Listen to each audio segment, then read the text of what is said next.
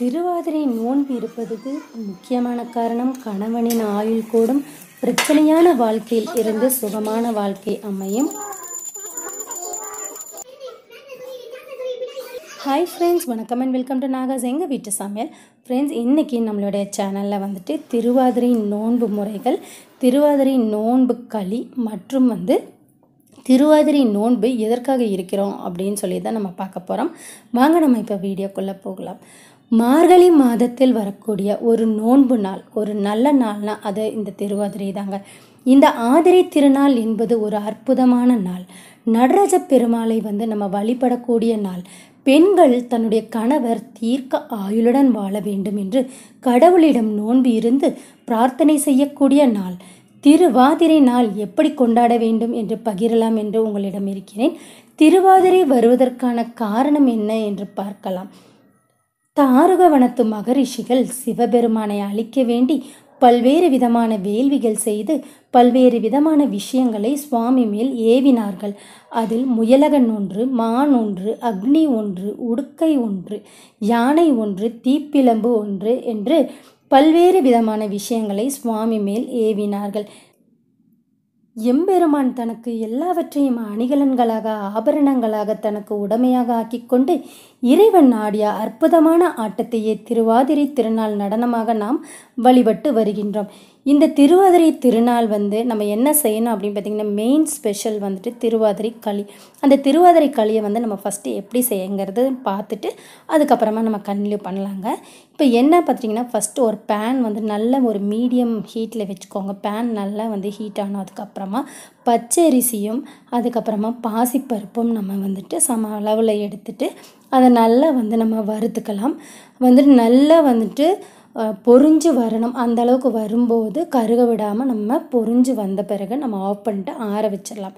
இன்னொரு பேனில் நம்ம 1 கப் தண்ணி எடுத்துகிட்டு 1 கப் ஜாகரி, அதாவது நம்ம வெல்லம் இருக்கு இல்லையா, அதையும் எடுத்து, அதுக்கு அளவு எல்லாம் கிடையாது, நல்லா அதை காய்ச்சிருங்க. காய்ச்சிட்டு என்ன பண்ணுங்க அப்படின்னா, ஒரு ஜல்லடையை வச்சு ஃபில்ட்ரு பண்ணிடுங்க. எதுக்காக நம்ம ஃபில்ட்ரு பண்ணோம்னா, அந்த வெல்லத்தில் ஏதாவது தூசி இருந்தால் அதை நீக்கிறதுக்காக தான் நம்ம பண்ணுறோம். இப்போ கூடவே நம்ம 2 to 3 டம்ளர் தண்ணி ஊற்றி திருப்பியும் அதை கேஸில் நம்ம வச்சிடலாம். இதுக்கு இடையில் நம்ம ஆற வச்ச அந்த அரிசியும் பாசிப்பருப்பும் இருக்கு இல்லையா, அதை மிக்ஸி ஜாரில் நல்லா தருன்னு அரைச்சிக்கோங்க. அதை ரவை பதத்துக்கு நல்லா அப்படி இருக்கணும். அந்த மாதிரி கன்சிஸ்டன்சியில் நம்ம அரைச்சிக்கோங்க. இப்போ நம்ம ஆல்ரெடி வெல்லம் தண்ணி ஊற்றி வச்சுருக்கலாம். அதில் ஒரு 4 ஏலக்காயை வறுத்து பொடி பண்ணி அந்த பொடியை நம்ம ஆட் பண்ணிக்கலாம். ஏலக்காய் சேர்க்கும்போது அந்த ஃப்ளேவர் ரொம்ப நல்லாயிருக்கும். இப்போ நம்ம கைவிடாமல் ஆல்ரெடி ஜாரில் அரைச்சி வச்சுருக்கோம் இல்லையா, அந்த அரிசியும் பருப்பும் பொடி, அதை நம்ம போட்டு அப்படியே ஒரு கையால் போட்டுட்டு இன்னொரு கையில் நம்ம கட்டி இல்லாமல் கலக்கி விட்டுட்டே இருக்கலாம். நல்லா நம்ம உப்புமாலாம் எப்படி செய்கிறோம் அந்த மாதிரி பதத்துக்கு கைவிடாமல் நம்ம கிளறிட்டே இருக்கணும். நம்ம ஒரு மீடியம் ஃப்ளேமில் வச்சுக்கோங்க. அப்போ தான் சீக்கிரம் கட்டிப்படாது. களி பார்த்துக்கிட்டிங்க அப்படின்னு சொன்னால் நல்லா அப்படியே ஒரு அல்வா சாப்பிட்டா எப்படி இருக்கும் அந்த மாதிரி நம்ம கிண்டிட்டோம் அப்படின்னு சொன்னால் அவ்வளோ டேஸ்ட்டாக இருக்குங்க. இனிப்பு ஒவ்வொருத்தவங்களுக்கு அதிகமாக பிடிக்கும், ஓரளவுக்கு நார்மலாக பிடிக்கும். ஸோ அதுக்கு தகுந்த மாதிரி நீங்கள் இனிப்பை ஆட் பண்ணிக்கலாம். இப்போ பாருங்கள், ஓரளவுக்கு கன்சிஸ்டன்சி கரெக்டாக வந்துருச்சு. இந்த டைமில் நம்ம ஆஃப் பண்ணிவிட்டு இன்னொரு பேனில் 1 ஸ்பூன் நெய் ஊற்றி அதில் ஒரு 10 to 15 முந்திரி பருப்புகளை நம்ம போட்டுக்கலாம். நெய் நல்லா காஞ்சனா முந்திரி பருப்பை பொன்னிறமாக வந்தோன்னா அதை வறுத்து எடுத்து வச்சுட்டு அந்த களியில் நம்ம மிக்ஸ் பண்ணிக்கலாம். நெய் சேர்க்கும்போது அந்த திருவாதிரை களிக்கு அந்தளவுக்கு டேஸ்ட் அதிகமாக கொடுக்குது. கூடவே நம்ம இன்றைக்கி 1/2 கப் தேங்காய் துருவல் எடுத்து வச்சுருக்கோம். அதையும் நம்ம ஆட் பண்ணிக்கலாம். தேங்காய் துருவல் நம்ம சேர்க்கும்போது அதுலேயும் சில்லாக லைட்டாக சின்னதாக நம்ம போட்டோம் அப்படின்னா இன்னுமே டேஸ்ட்டாக இருக்கும். நம்ம அந்த களியை எடுத்து சாப்பிடும்போது வாயில் அங்கங்கே அந்த தேங்காய் நம்ம வாயில் கடிக்கும்போது அந்த டேஸ்ட் அவ்வளோ அற்புதமாக இருக்குங்க. இதுதான் நம்ம சுவாமிக்கு மெயினாக இந்த திருவாதிரை களியும் திருவாதிரை கூட்டம் நம்ம செய்யணும். இன்றைக்கி நம்ம வீட்டில் திருவாதிரை களி ப்ரிப்பேர் பண்ணி வச்சுருக்கோம். இன்றைக்கி அது மட்டும் இல்லாமல் நம்ம வீட்டில் பார்த்துக்கிட்டிங்கன்னா ஓம் சக்தி பூஜை வச்சுருக்கோம். அதாவது எங்கள் அம்மா வந்து மாலை போட்டு மேல்மருவத்தூர் போகிறாங்க, அதுக்காக வந்து பூஜை வச்சுருக்கோம். ஸோ சுவாமிகள் எல்லாம் கூப்பிட்டு அன்றைக்கி வந்துட்டு பிரசாதம் மாதிரி கொடுக்கலான்ட்டு முடிவு பண்ணியிருந்தோம். ஸோ அதையும் வந்து இன்றைக்கி திருவாதிரை நோன்பு அன்னைக்கு அந்த விசேஷத்தையும் நம்ம வச்சுட்டு நல்லா வந்துட்டு நிறைய வந்து பாடல்கள்லாம் பாடி மந்திரங்கள்லாம் சொல்லி அதுக்கப்புறம் வந்த சுமங்கலி பெண்கள் எல்லாத்துக்குமே வந்து மஞ்சள் கயிறு, குங்குமம், வெற்றிலைப்பாக்கு, பழம் இதெல்லாம் வச்சு பிரசாதம் எல்லாம் கொடுத்து நம்ம வந்து இந்த திருவாதிரை நோன்பை வந்து கொண்டாடினோம். இப்போ வாங்க நம்ம கண்டினியூ பண்ணலாம். அதாவது நடராஜ பெருமாள் வந்து எவ்வளோ சந்தோஷத்தில் இருக்கார். ஸோ அந்த நாளில் வந்துட்டு நம்ம வந்து கேட்டதெல்லாம் கடவுள் வந்து நிறைவேற்றுவார் அப்படின்றக்காக தான் நம்ம இந்த நோன்பு இருக்கோம். இந்த திருவாதிரை திருநாள் வந்துட்டு நம்ம வந்து அந்த நாளில் என்னென்ன செய்யணும் அப்படின்றது நம்ம பார்க்கலாம். இந்த நோன்பை வந்து கன்னிப் பெண்கள் இருக்கலாம், கல்யாணமான பெண்கள் நோன்பு இருக்கலாம். அப்புறம் நிறைய பேர்த்துக்கு இந்த டவுட் இருக்கோ, கல்யாணம் ஆகாத ஆண்கள் வந்து இருக்கலாமா? கண்டிப்பாக இருக்கலாம். அதாவது நமக்கு வந்து கல்யாணம் ஆகணும் அப்படின்னு சொல்லிட்டு இந்த நோன்பை இருந்து இந்த விரதத்தை கடைப்பிடிக்கலாம். அதே போல் கல்யாணமான ஆண்கள் வந்துட்டு விரதம் இருக்கலாமா? இருக்கலாம். சிவனை வந்து வழிபடக்கூடிய நாளாக எடுத்துக்கொள்ளலாம். கண்கள் அதாவது கணவன் வந்து தீர்க்க ஆயுளுடன் இருக்க வேண்டும் என்று விரதம் வந்து ஒவ்வொரு பெண்களும் நினச்சி அந்த விரதத்தை இருக்கணும்.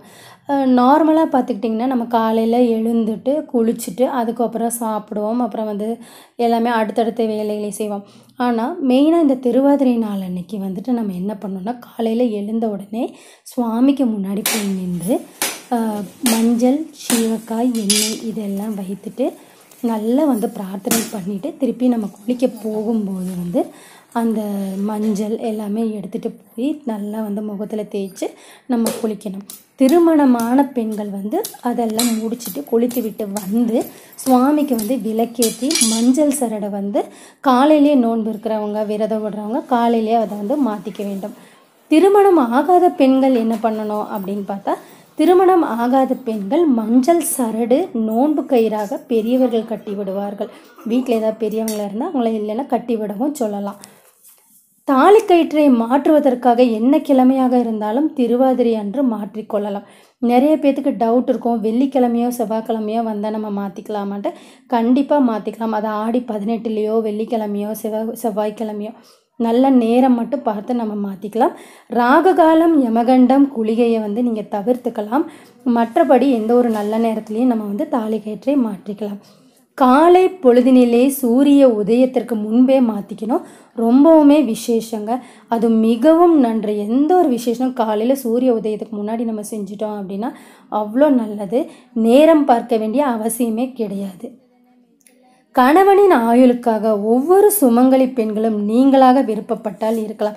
அதாவது நிறைய பெண்கள் வந்துட்டு நம்ம பிறந்த வீட்டில் வந்து அந்த நோன்பு இருந்திருக்க மாட்டோம், ஆனால் புகுந்த வீட்டில் வந்து அதை கடைப்பிடித்துட்டு இருப்பாங்க. ஸோ நம்ம கல்யாணமாகி ஒன்ஸ் அந்த வீட்டுக்கு போயாச்சு அப்படின்னா நம்ம வந்து வருஷம் நம்ம அதை வந்து நம்ம ஃபாலோ பண்ணிக்கலாம். ஒவ்வொரு வருடமும் உபவாசமும் இருக்கலாம். மெயினாக வந்து என்ன சாப்பிட்லாம் அப்படின்னு கேட்பாங்க. திரவ உணவாக நம்ம எடுத்துக்கொள்ளலாம், அதாவது லிக்விடாக நம்ம எடுத்துக்கலாம். சமைத்த உணவை வந்து நம்ம தவிர்க்கிறது ரொம்பவே நல்லது. அப்புறம் வந்துட்டு திருவாதிரை நாளன்று இனிப்பு வகைகள் என்ன செய்யலான்னு பார்த்திங்கன்னா அதிரசம் வந்து செய்யலாங்க. அதுவும் மாவு வந்து பிணையிறது எல்லாமே வந்து அந்த திருவாதிரை நாளன்னைக்கு தான் பண்ணணும், முதல்லையே செஞ்சு வைக்கக்கூடாது. இனிப்புக்கு பாயசம் செய்யலாம். அதே மாதிரி கார வகைகள்னு பார்த்துக்கிட்டிங்கன்னா ரொம்ப காஸ்ட்லியாக கிடையாதுங்க. நம்ம வீட்டில் சின்னதாக ஒரு வடை செய்யலாம், சுய்யம் செய்யலாம், சாதம் வடித்து கொள்ளலாம். அதுக்கப்புறம் வந்து திருவாதிரை வந்து கூட்டு செய்யலாம். திருவாதிரை கூட்டு பார்த்துக்கிட்டிங்கன்னா எல்லா விதமான காய்கறிகள், அதாவது மெயினாக ஒரு 21 வகை காய்கறிகளை சேர்த்து நம்ம கூட்டு செஞ்சோம் அப்படின்னா அவ்வளோ நல்லதுங்க. இப்போ பார்த்துக்கிட்டிங்கன்னா நம்ம வீட்டில் வந்து இன்றைக்கி குங்கும அர்ச்சனை பண்ணுறோம். அப்புறம் பூவில் வந்து மருவத்தூர் அம்மனுக்கு வந்து நம்ம வந்து 108 போற்றி அர்ச்சனை நம்ம பண்ணிகிட்ருக்கோம். மாலையில் வந்துட்டு அதே மாதிரி திருவாதிரையில் வந்து நிறைய வந்துட்டு பேர் வந்துட்டு காலையிலே சுவாமி கும்பிட்ருவாங்க. சில பேர் வந்து விரதம்லாம் இருந்து சாயந்தரம் வந்து சுவாமி கும்பிடுவாங்க. ஸோ அவங்களுக்கு வந்து பார்த்துக்கிட்டிங்க அப்படின்னா மாலையில் செய்கிறீர்கள் என்றால் திருவாதிரை களி வந்து செஞ்சுட்டு அப்புறம் திருவாதிரை கூட்டு எல்லா காயும் போட்டு செஞ்சுட்டு மாலை ஒரு 6 மணிக்கு நம்ம என்ன பண்ணலாம் அப்படின்னா சுவாமிக்கு முன்னாடி நின்று தீபம் ஏற்றி மெயினாக வந்து குலதெய்வ வழிபாடு செய்வது வந்து ரொம்ப ரொம்ப முக்கியங்க. நம்ம என்னென்ன பதார்த்தங்கள் வந்து செஞ்சுருக்கோமோ அதை எல்லாமே சுவாமிக்கு முன்னாடி இலையில் படைத்துட்டு அந்த உணவை வந்து கணவரை சாப்பிட சொல்ல வேண்டும். கணவர் பக்கத்துலேயே அன்றைக்கி இருக்காரு அப்படின்னு சொன்னால் நம்ம சுவாமியெல்லாம் கும்பிட்டுட்டு தாலி கயிற்றை வந்து நமக்கு வந்து அவங்கள கட்ட சொல்லலாம். கட்ட சொல்லிவிட்டு சுவாமிக்கு வச்ச அந்த படையலை வந்து எடுத்து கணவரை வந்து சாப்பிட சொல்லிவிட்டு திருப்பியும் வந்து அவர் சாப்பிட்ட அதே இலையில் வந்து நாமளும் அதாவது பெண்களும் வந்து சாப்பிட்டால் அவ்வளவு விசேஷமான நாளாக இருக்கும். பிறகு எல்லாமே முடித்ததுக்கப்புறமா பிறகு வந்து கணவனிடம் வந்து ஆசீர்வாதம் வாங்க வேண்டும். வீட்டில் வந்து பெரியவங்களில் இருந்தால் தாலியில் வந்து பொட்டு வைத்து ஆசீர்வாதம் செய்து விட சொல்லுங்கள். இதுக்கு வந்து தாய்க்கோ இல்லை மாமியாருக்கோ இந்த மாதிரி எந்த தீட்டும் கிடையாது, எந்த விதமான தீட்டும் கிடையாது. அதனால் வீட்டில் பெரியவங்கள இருந்தால் அதை செய்ய சொல்லுங்கள். இன்றைக்கி வந்து நம்ம திருவாதிரைக்கு வந்து வந்த சக்திகளுக்கு எல்லாருக்குமே ஆசீர்வாதம் எங்கள் அம்மா பண்ணிவிட்டு எல்லாத்துக்கும் வெற்றிலை பாக்கு, பழம், அப்புறம் வந்து தாளிச்சரடு எல்லாமே கொடுத்தாங்க. ஸோ நம்ம இந்த மாதிரி மற்றவங்களுக்கு கொடுக்கும்போது ரொம்பவுமே நம்ம வீட்டில் விசேஷம். நம்மளுடைய கணவனுடைய ஆயுள் வந்து கூடும். பிரச்சனைகள் வாழ்க்கையிலிருந்து சுகமான பிரச்சனைகள் எல்லாமே நம்ம வாழ்க்கையிலிருந்து விலகி சுகமான வாழ்க்கை அமையுங்க. அதனால் இந்த திருவாதிரை தினத்தன்று நம்ம வீட்டில் வந்து விரதம் இருந்து இந்த மாதிரி களி செய்து சுமங்கலிக்கு இந்த மாதிரி கொடுக்கறதுனால ரொம்ப நல்லாவே இருக்கும். நம்ம வீடு வந்து சுபிட்சமாக நல்லாயிருக்கும். ஃப்ரெண்ட்ஸ், இந்த வீடியோ உங்களுக்கு பிடிச்சிருக்குன்னு நம்புகிறேன்.